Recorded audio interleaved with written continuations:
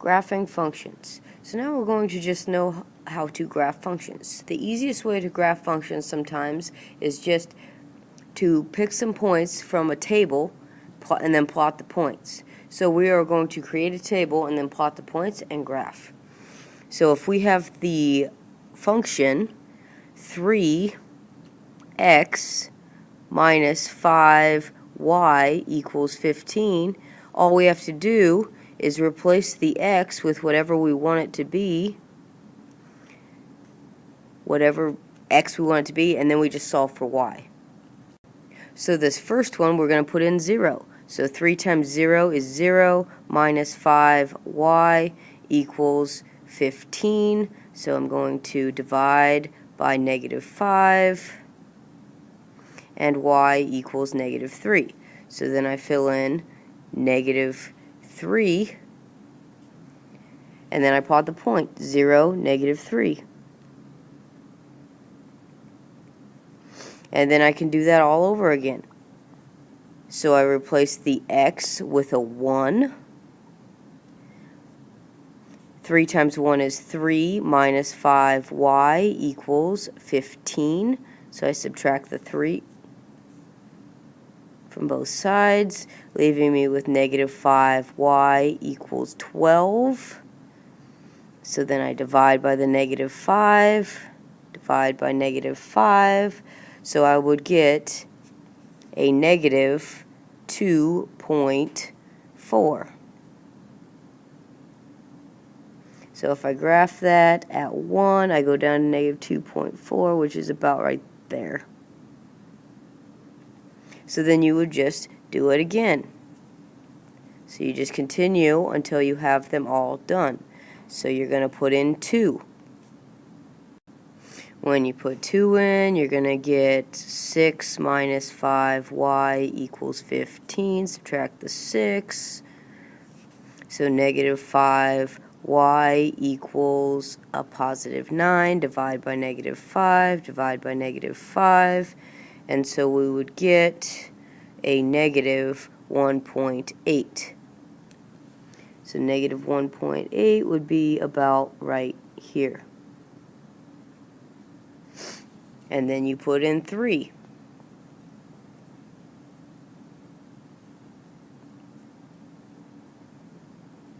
And do the same thing. When you put 3 in and you do all the workout, you should get y equals negative 1.2. Then you put 4 in. So we would have 3 times 4 minus 5y equals 15. And when you do that, you would solve, and you would get y equals negative 0.6. So negative 0.6, and then finally if you put 5 in, you should get 0 out as an answer. So you should be able to plot those points, just put them in and solve, and then we graph. So graph the rest of these points.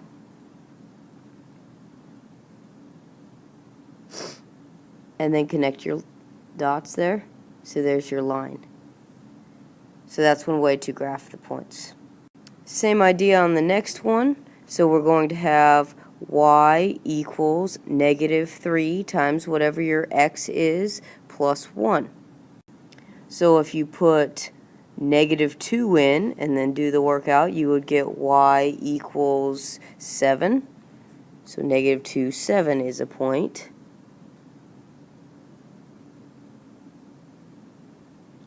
And then you put in the next one, put in negative 1. And when you do that, you should get out 4.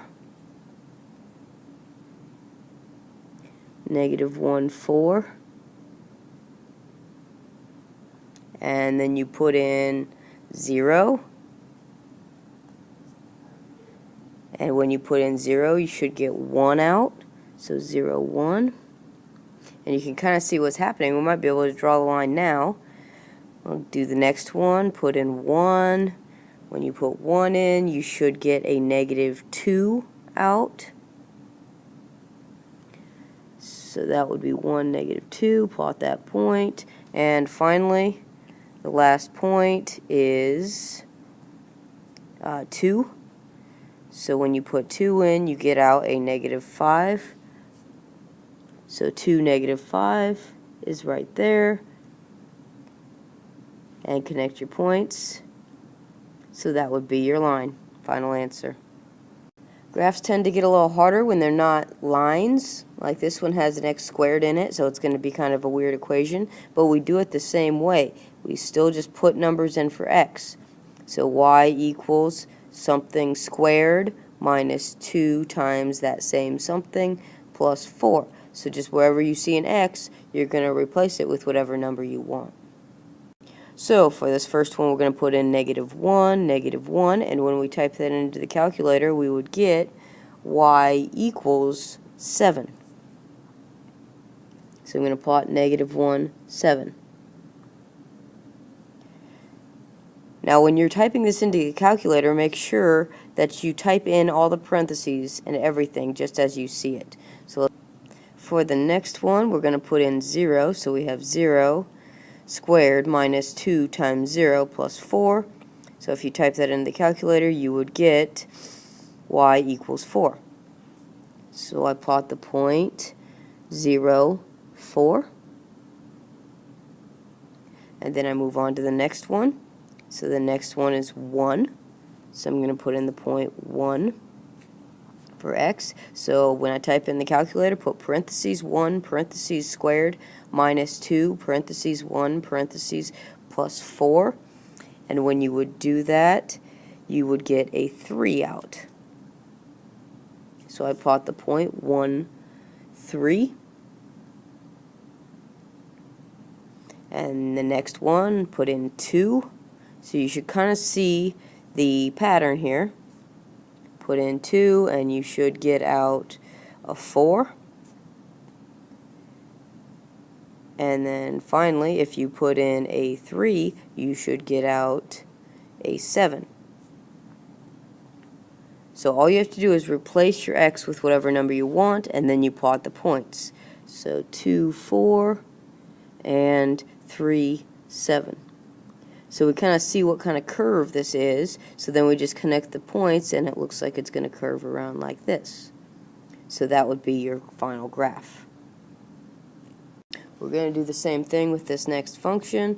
We're going to graph the function y equals 2 times the square root of x plus 2, and then outside the square root is negative 3. So that would be y equals 2 times the square root of whatever your number x is, plus 2, and then minus 3. So we just have to replace that with whatever numbers we want.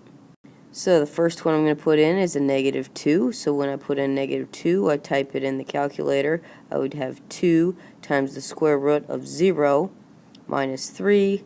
So 2 times 0 minus 3. So that would be 0 minus 3, which would give me a negative 3. So I'm going to plot the point negative 2, negative 3. And then I'm going to do it all over again with negative 1. So 2 times negative 1 plus 2 is 1 minus 3. So 2 times 1 minus 3. 2 minus 3 is a negative 1. So I put in negative 1. So I'm going to plot the point negative 1, negative 1. And then I'm going to start over with my next point. Next one, we're going to put in 2.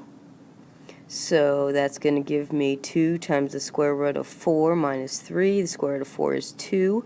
So I have 2 times 2 minus 3. 4 minus 3 is 1. So I would put 1 right there. I'm going to graph 2, 1, which would be right there. Then I put in my next one. So I'm going to put 7 in. So when I put 7 in, I'm going to have 2 times the square root. 7 plus 2 is 9 minus 3. Square root of 9 is 3. 2 times 3 minus 3. So that's 6 minus 3, which is 3. So 7, 3. And the last one we're going to put in is 14, so we have 2 square root. 14 plus 2 is 16 minus 3. 2 times 4 minus 3. 8 minus 3 is 5. So I'm going to put in 14, 14, and 5. And then I'm going to kind of connect those, and I see it's kind of a curved line like that. So there's your graph. So those are your notes over graphing functions. Go through some practice problems to make sure that you can type all these into the calculator and understand how to get your answer out and graph them, and then you can take your quiz over this material.